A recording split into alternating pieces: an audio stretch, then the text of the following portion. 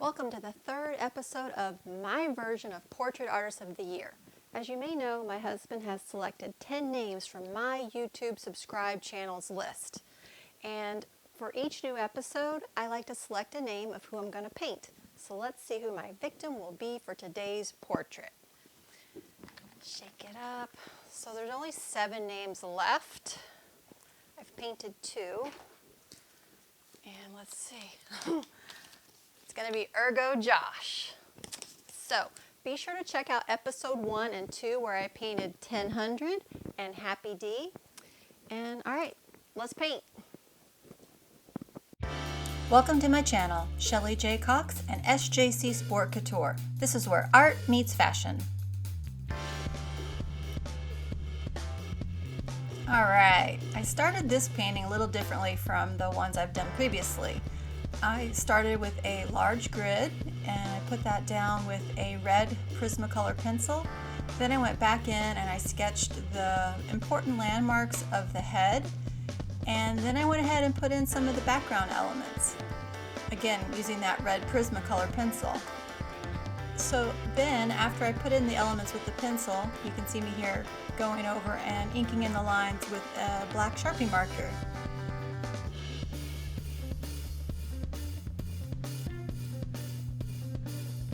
I wanted to have the background elements well established before I started painting the head. This way I didn't have to take concern or be too worried about if the paint's going to mix in with my pencil marks and marker marks mixing in with the paint. I just wanted to be able to really enjoy painting the head and the face without regards to the background, because normally I don't really have to worry about that.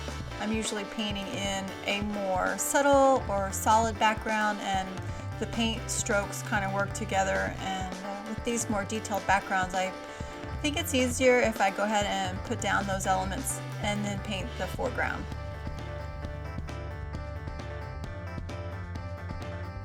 So our victim for today, YouTuber Ergojosh. Yeah, I found Ergojosh on YouTube when I was searching for artists and his name popped up. And I think the first video I watched of his was called Make Money as an Artist in 2020. And from there I just kind of fell into watching some of his other videos. I really like his voice. It's pretty cool. It's real mellow and chill. Like, he has a perfect radio voice. You just really want to keep listening. I don't really think it matters much what he's talking about. I just like hearing his voice. Sometimes I'll put it on as background ambiance while I'm painting. But I really like his style of digital art. While I am definitely more of a painting artist, I do dabble in digital art. I think it's a cool medium, and he really has a good handle on it. You should check out his YouTube channel, Ergojosh.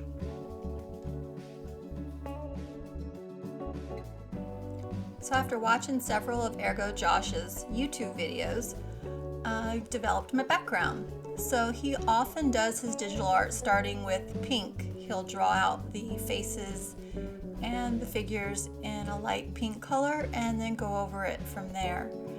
He also likes to use more analytical type drawing methods where he's using shapes of squares, cylinders, circles to sort of map out the face and figure. From what I can see, Josh likes to draw female faces a lot, and he's really good at it. The 3 female figures you see in the background behind Josh are from his channel. These are his characters. I just recreated them here for our background. I like the way that they're peeking out from behind him. It's as if they're saying, okay, let's see how you like having your face painted. It was interesting though, trying to paint digital art with oil paint. Yeah, it was kind of an interesting effect, but I think in the end, it all worked out. I like the way the background turned out. So on the Ergojosh YouTube channel, you're going to find tips for how to draw faces, marketing and social media advice for artists. I especially liked his roasting of his Instagram subscribers account. That was funny. He does tablet and drawing software reviews, and his live streams, which for some reason I never make live. These are the best for getting to listen to his smooth jazz voice and funny comments. Love those.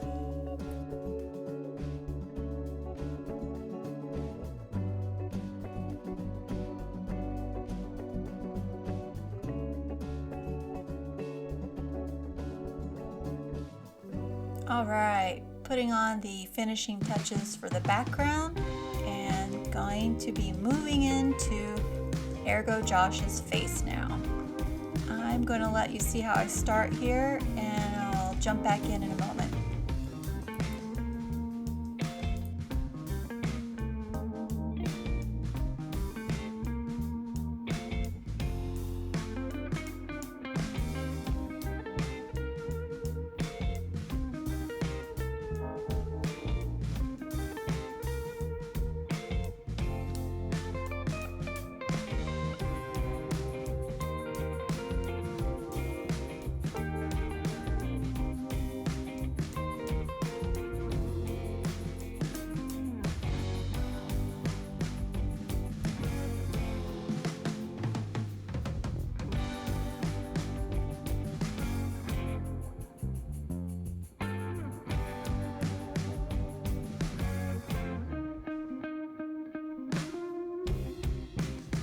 So I pretty much stuck with my usual oil painting palette of titanium white, yellow ochre pale, cadmium red light, quinacridone magenta, ultramarine blue, and ivory black, with the addition of cerulean blue. And from there I was able to build all the beautiful skin tones that I needed. I did mix a large amount of medium value to dark value purple so that I can use that within the other skin tone mixtures that I had already previously mixed on my palette. As many of you guys know, if you've watched my videos before, I like to pre-mix my palette before I begin to paint, and I did that here as well. So I kept my row of lights at the bottom, then I had my mid values, and then at the top of my palette I have a row of darks, and then my original colors above that. And I'll show you that at the end of the video. Well, I'm going to show you my palette as it looked towards the end of the painting. It's more interesting that at that time than when I first mix it, when it's all fresh and neat. I'd rather see it all blended and mixed together and well used and broken in.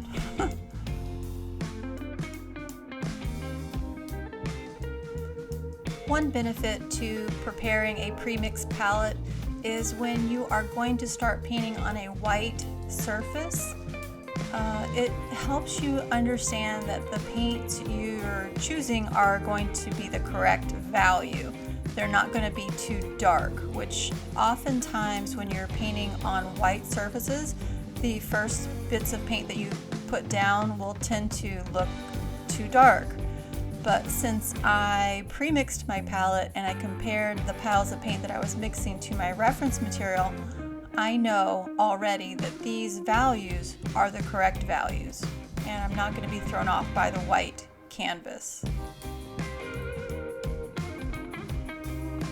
So I'm just going to let you guys watch me paint for a little bit, and then I will jump back in.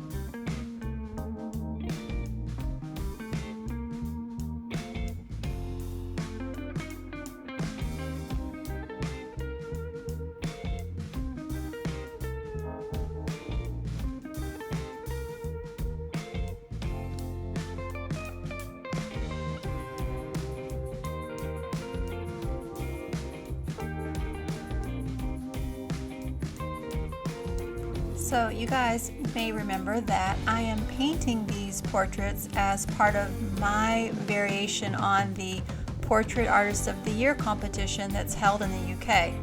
Since I live in the United States and I can't participate, I wanted to do something that would represent me kind of playing along at home as if I were in the competition.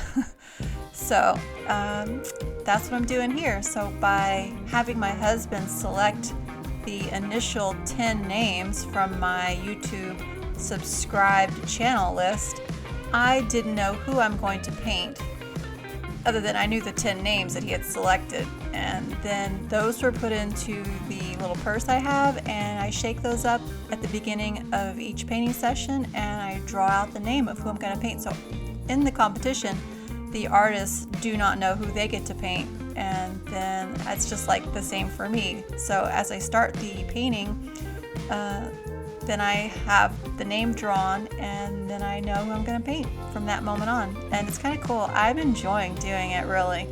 And with everyone being in lockdown quarantine, it's really given me something to keep my time occupied and hopefully entertain you guys too at the same time.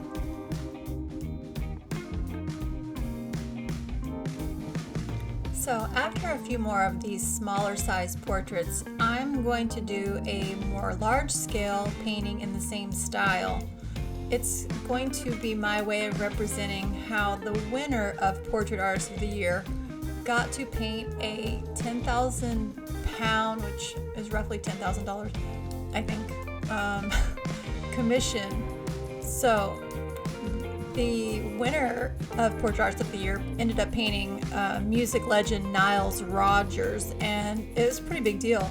So I'm going to unveil who I will be painting as my winning painting towards the end of the other smaller portraits that I'll be doing. So you'll get to find out who the winning portraiture painting will be down the road. And since Nile Rodgers is a big figure in the music industry, I think perhaps that the person that I do end up painting for the final should also be from the music industry. I have a few ideas of who I will select, but I haven't decided fully just yet. But I will do that soon, and I'll let you know. Hey, if you're getting some value out of this video, go ahead and hit that thumbs up button. Please click the subscribe button so I know that you'll want me to keep making these painting videos, and go ahead and ring the bell too. This way you'll be the first to see the new video as soon as I upload. It's really so awesome to know that y'all like what I'm doing. I super appreciate it.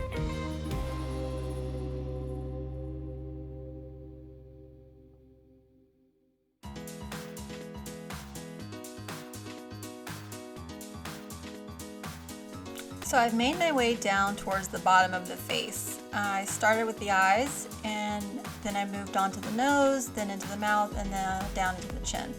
Once I've finished the chin area, then I'm going to go back up and work on the forehead. So I'll let you guys just watch me go here.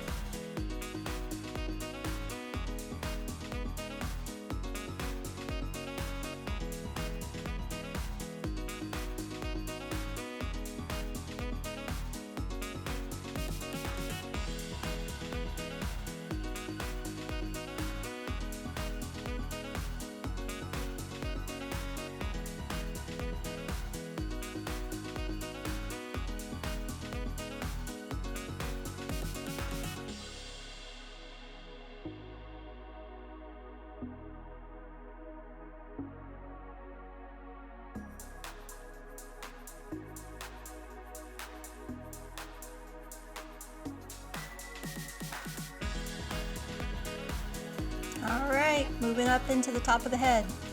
It's so helpful to paint a portrait where you have great hard anchors like glasses, a beard or a mustache, a hat, something that really helps you land those features in the right spot.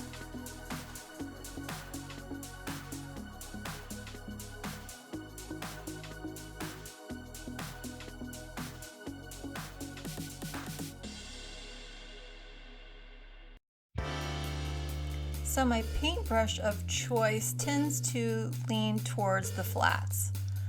I don't know, maybe it's because it gives me the ability to have a good hard edge when I need one, or a thin line versus a thick line without changing the brush, but I just do like to use the flats. And even my combers, the ones with the sparse tips that really help you making paint marks for hair or fur, those too are in the flat shape, just the tip of them is more sparse, like a comb would be. The tip of the brush is separated.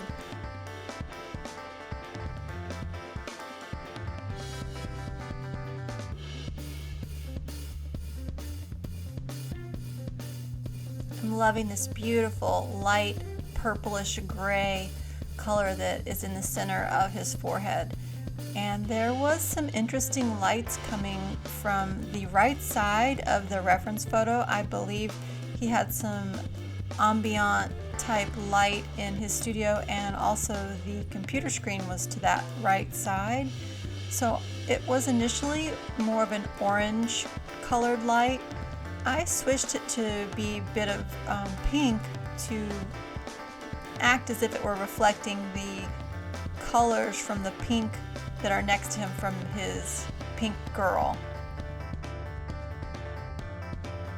So you'll notice that on the right side of the forehead we have a bit of a pinkish neutral skin tone color, and then as you move towards the forehead, which is going to be in the direct line of the light which is coming from the right side, you're going to end up with more of a gray neutral tone, which is why we have that really beautiful gray purple color in the center of the forehead.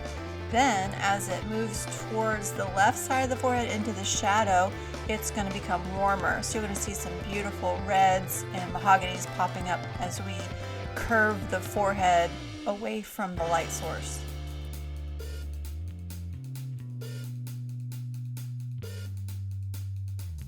So here's a really cool portrait tip for you.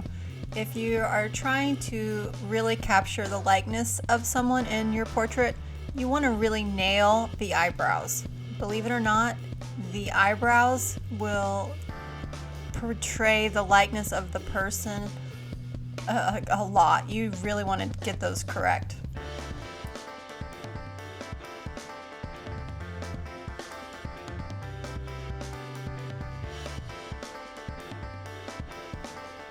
Alright, so the head's pretty much done, and I'm moving down into the chest and shoulder area. The reference material that I selected from Josh's channel has him with the computer screen and microphone in front of him, so I'm going to add that in as part of the surroundings. And I think too, I'm having some fun with the girl on the right by placing her hand on Ergojosh's shoulder. Makes him really seem part of his creation.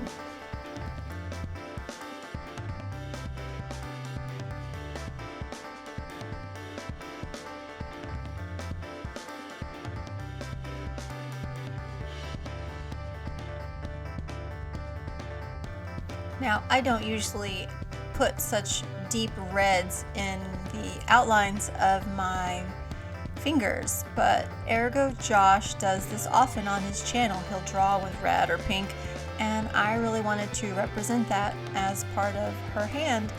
And here we go. So I'm just going to blend in some flesh tone colors, just kind of ease up the red, but I'm going to leave the red there for the most part. I think it really sends home the message that he likes to outline his figures and anatomy in that red or pink color.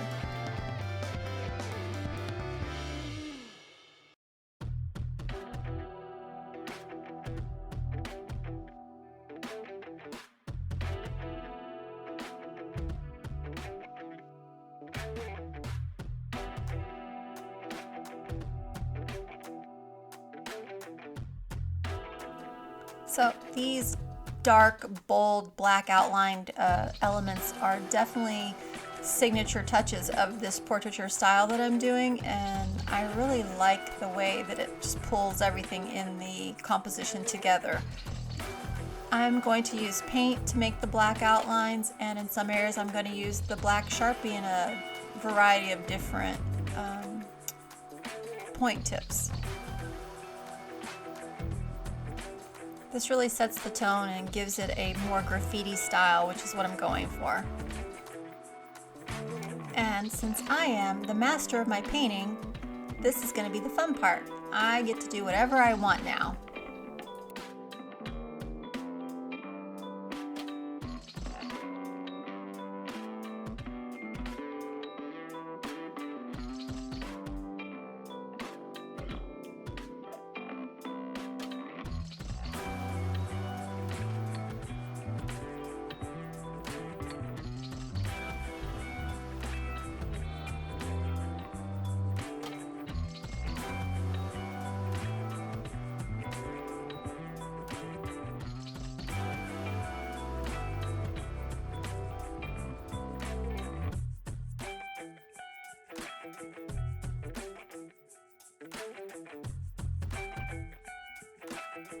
And there you have it, YouTuber Ergojosh. Be sure to check out episode 1 and 2 of my version of Portrait Artist of the Year. Thanks for watching, and don't forget to subscribe. Cut.